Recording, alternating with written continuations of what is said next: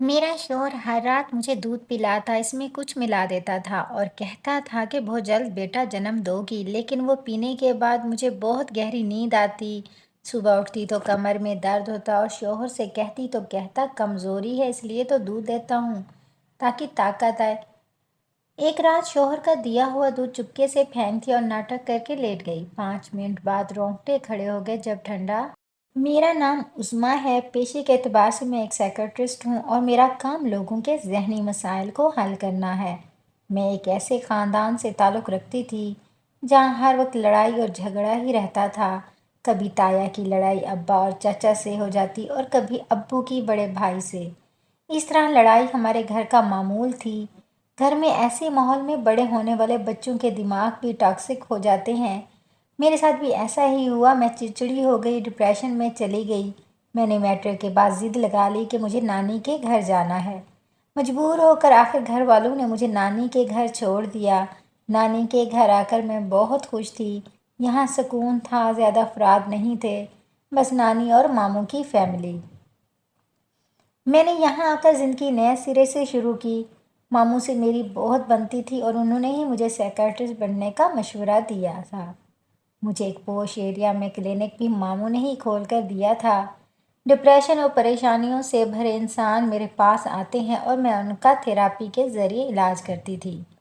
एक दिन सुबह ही मैं अपने क्लिनिक में फारिग बैठी हुई थी जब मेरे पास एक परेशान हौल औरत आई। मैंने प्रोफेशनल तरीके से मुस्कुरा कर उसे खुशामदीद कहा और कुर्सी की तरफ इशारा किया। हुलिये से वो एक अच्छे घर की पढ़ी लिखी लग रही थी। मैंने कहा, जी आपको क्या मसला है, मैं आपकी क्या मदद कर सकती हूँ। उसने कहा, मैडम मेरी बड़ी अजीब गरीब दास्तान है। मुझे डर है कि शायद आप मेरी बात का यकीन ना करें। मैंने कहा, आप अपनी कहानी सुनाइए, मैं यकीन कर लूँगी। उसने कहा, मेरा नाम सितारा है। मुझे शादी का बहुत शौक था। मैं अपने घर की सबसे छोटी बेटी थी और मुझे बहुत लाड और प्यार से पाला गया था। इसलिए मेरे माँ बाप को मेरी शादी की फ़िक्र नहीं थी। वो मजाक में कहते थे कि सितारा की शादी हमने नहीं करनी। मैं दिल ही दिल में चिढ़ जाती कि बाबा ये क्या कह रहे हैं। असल में घर में सबसे ज़्यादा मुझसे मोहब्बत करते थे और अम्मी बाबा मुझसे जुदाई बर्दाश्त नहीं कर सकते थे। मैं भी घर वालों से दूर नहीं रह सकती थी, मगर मेरे दिल में शादी के अरमान भी थे। मुझे बचपन से ही दुल्हन बनने का बहुत शौक था। मैं स्कूल छोड़कर कॉलेज गई तो मुझे मेरी ही सोच वाली सहेलियां मिल गईं। हम सबका पढ़ाई में दिल नहीं लगता था। बड़ी मुश्किल से इंटर पास किया। तब तक मेरी दो बहनों की शादी हो चुकी थी। बाबा ने मेरा बीए में दाखिला करवा दिया।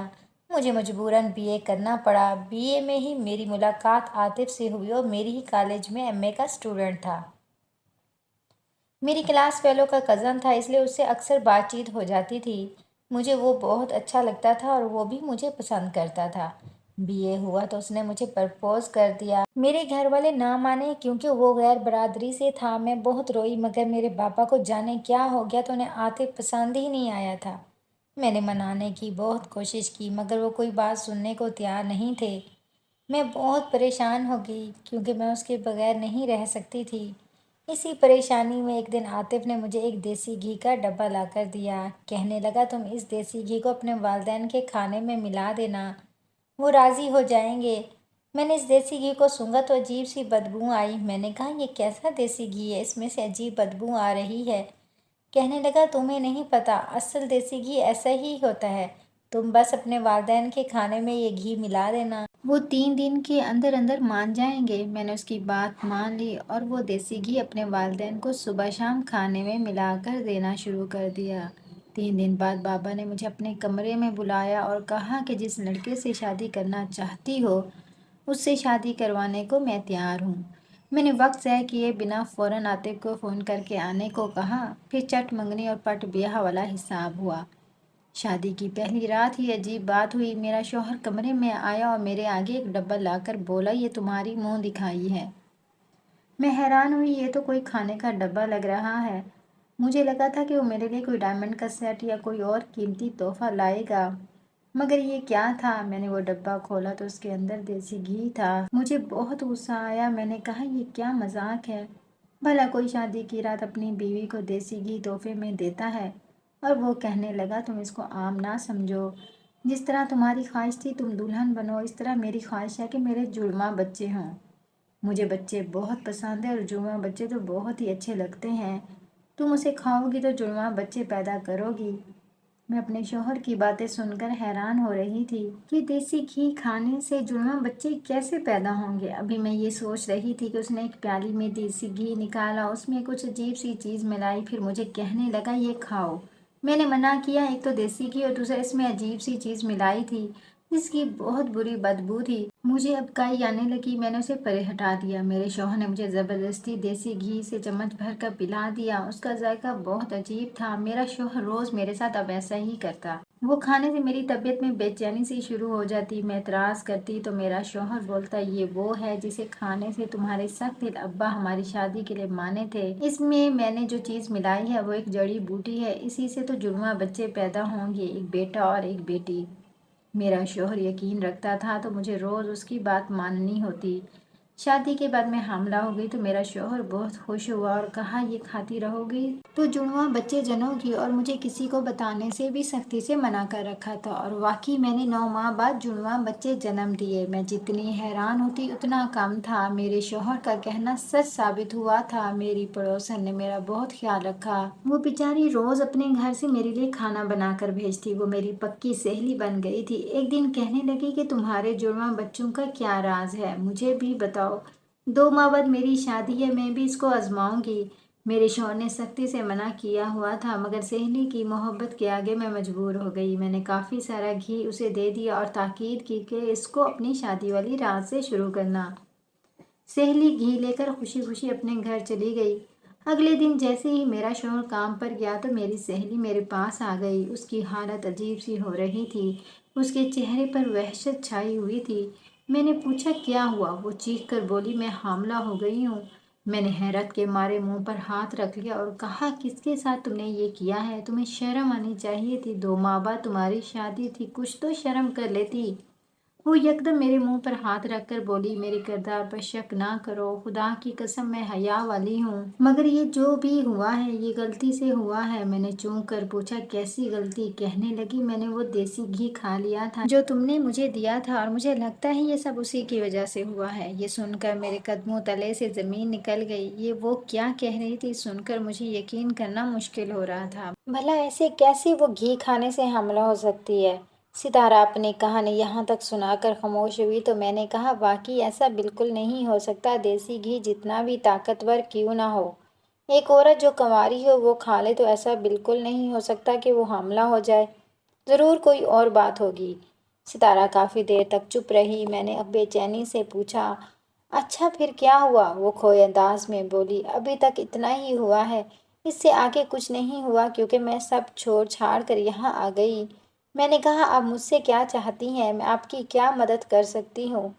وہ عجیب سے انداز میں بولی ضروری نہیں کہ ہر وہ شخص جو آپ کے پاس آئے وہ بیمار ہو، مجھے لگتا ہے میرا شوہر ذہنی بیمار ہے۔ وہ کہہ کر رکی، نہیں جانے کیوں مجھے ایسے لگا جیسے میں اس کی زندگی کے سبھی کرداروں کو پہلے سے جانتی ہوں، مگر کہاں اور کب؟ پھر وہ کہنے لگی کہ آپ مجھے بتائیں اب مجھے اور میری دوست کو کیا کرنا چاہیے، ہم دونوں بہت پریشان ہیں۔ اس کی باتیں سن کر میں پریشان ہو گئی۔ میں نے اسے کہا آپ ابھی کے لیے گھر جائیں، کل اپنی سہیلی کو ساتھ لائیے گا، میں اس سے بات کروں گی، پھر آپ دونوں کو حل پیش کروں گی۔ وہ تو چلی گئی مگر میں مسلسل سوچ میں پڑ گئی، کیسی عجیب کہانی سنا گئی ہے۔ میں تو سمجھی تھی کہ وہ ڈپریشن کا شکار ہے، اس لیے اپنے دل کا حال اور اپنی پریشانیوں کا ذکر کرے گی، مگر وہ تو کچھ اور ہی سنا گئی تھی۔ میرا سارا وقت ستارہ کے بارے میں ہی سوچتے گزرا۔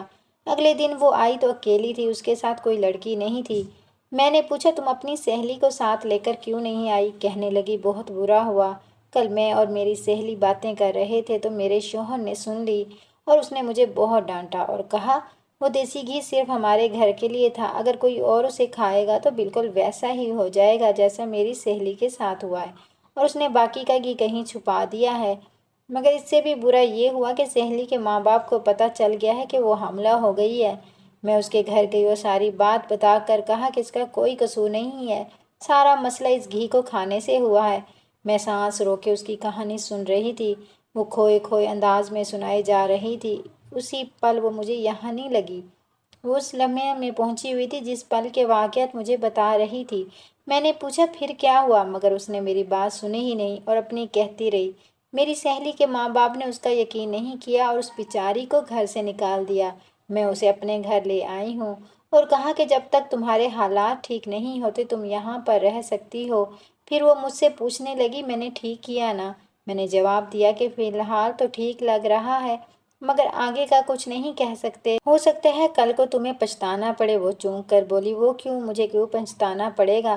میں نے کہا دیکھو وہ جوان ہے، خوبصورت بھی، سب سے بڑھ کر تمہارے شوہر کو یہ گلٹ بھی ہوگا کہ اس کے بنائے گھی کو کھا کر وہ آج اس حال کو پہنچی ہے۔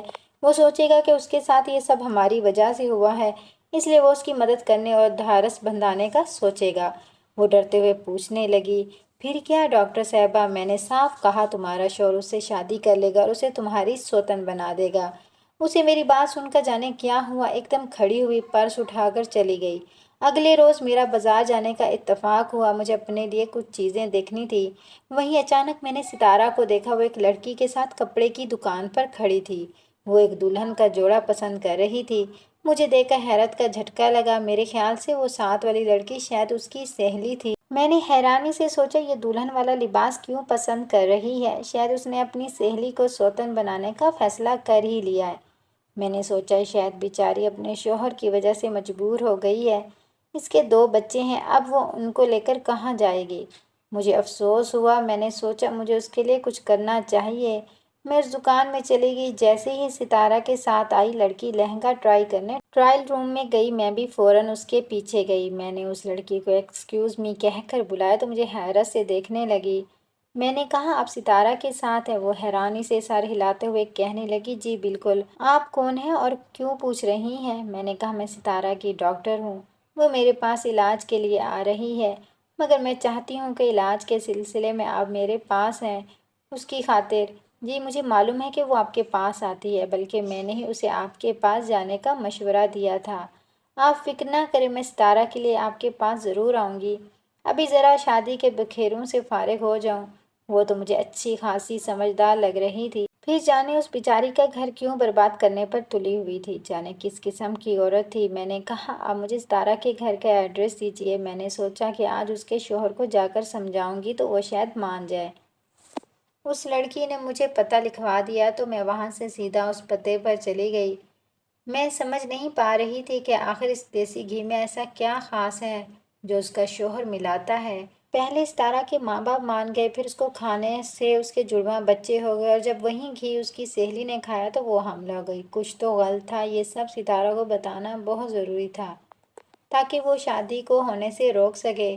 میرا وہاں مارکیٹ میں ستارہ سے بات کرنا مناسب نہیں تھا، آج ویسے بھی چھٹی کا دن تھا، اس کا شوہر گھر پر ہوتا۔ جب تک وہ مارکیٹ میں تھی میں اس کے گھر جا کر اس کے شوہر سے بات کر سکتی تھی۔ میں اس پتے پر پہنچی اور دروازے پر دستک دی۔ دروازہ ایک عورت نے کھولا۔ میں نے کہا یہ ستارہ کا گھر ہے؟ کہنے لگی ہاں میں اس کی بڑی بہن ہوں، آپ اندر آ جائیں، وہ ابھی بازار گئی ہے، آتی ہی ہوگی۔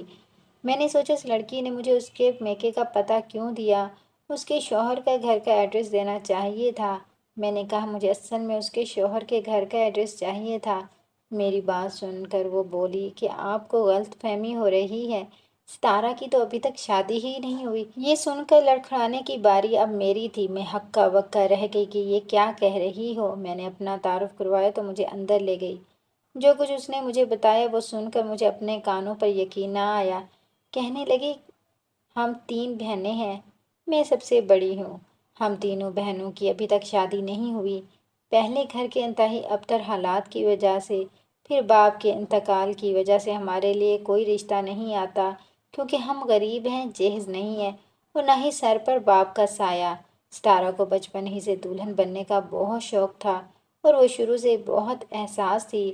ہمارے برے حالات نے اسے ذہنی مریضہ بنا دیا ہے، وہ رات کو خوابوں اور خیالوں میں ایک نئی زندگی جیتی ہے، ویسی ہی جیسی وہ جینا چاہتی ہے، جہاں اس کا شوہر ہے، اس کے بچے ہیں۔ شروع میں تو ہمیں پتہ ہی نہ چلا، پھر جب اس نے ہمیں اپنی زندگی کی اوٹ پٹانگ کہانیاں سنانا شروع کی تو پھر ہم چونکے، لیکن کیونکہ وہ سارا دن نارمل رہتی تھی اس لیے ہم نے اسے کچھ نہ کہا اور اس کی خیالی دنیا میں مگر رہنے دیا کہ چلو وہ ویسے ہی خوشی حاصل کر لے۔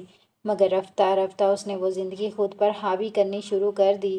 ابھی کچھ دن پہلے اس نے شاید کوئی نئی فلم دیکھی تھی جس میں شوہر اپنی سہیلی کے ساتھ چکر چلاتا ہے اور کالے جادو کے ذریعے اس سے شادی کرتا ہے۔ اس نے وہ سارا کچھ خود کے ساتھ ہوتا ہوا خیال کرنا شروع کر دیا۔ وہ ہمیں کہتی کہ میرا شوہر مجھے روز رات کو دیسی گھی کھلاتا ہے، کبھی کہتی میرے جڑواں بچے کہاں ہیں، کبھی کچھ تو کبھی کچھ۔ میں نے اس کی دوست کو اس کے سارے حالات بتا کر اسے کسی ڈاکٹر کے پاس جانے کا کہا۔ اس کی دوست نے کہا کہ میں اس کے ساتھ جایا کروں گی، مگر ستارہ نے منع کر دیا کہ میں خود جاؤں گی۔ مگر مجھے ایک بات سمجھ نہیں آ رہی کہ وہ تو اپنا علاج کروانے آپ کے پاس گئی تھی، پھر اس نے جھوٹی کہانی کیوں سنائی؟ مگر میں سب سمجھ چکی تھی کہ ستارہ نے ایسا کیوں کیا۔ وہ جانتی تھی کہ وہ ایک جھوٹی کہانی زندگی جی رہی ہے، مگر وہ اس زندگی سے باہر نہیں آنا چاہتی تھی۔ وہ میرے پاس آتی اور اپنی کہانی سناتی تاکہ میں اس کے ساتھ ہمدردی کروں۔ اس کے گھر والے اس کے ساتھ ہمدردی کرنے کی بجائے اس کو ڈاکٹر کے پاس جانے کا مشورہ دیتے ہیں۔ اس کو ایک سامیہ کی ضرورت تھی جو اس کی کہانی کو سچا سمجھے، اس لیے وہ میرے پاس آئی۔ مجھے اس کی ذہنی حالت کی شدت کا اندازہ ہوا تھا۔ وہ انتہائی بدترین حالات نے اسے اس حد تک ذہنی مریض بنا دیا تھا۔ میں نے اس کی بہن کو کہا اسے میرے یہاں آنے کا مت بتائیے گا۔ میں سمجھ گئی تھی کہ مجھے اب اس کا علاج کیسے کرنا ہے۔ اس کو بغیر بتائے اس حالات سے نکالنا میرے لیے اب ایک چیلنج تھا جسے میں اب پورا کرنے والی تھی۔ مجھے امید تھی کہ کچھ عرصے بعد ایک نارمل زندگی کی طرف لوٹ آئے گی اور بھی میں اس کی شادی اپنے بھائی سے کروا دوں گی، کیونکہ وہ ہر لحاظ سے ایک اچھی بہو بن سکتی تھی۔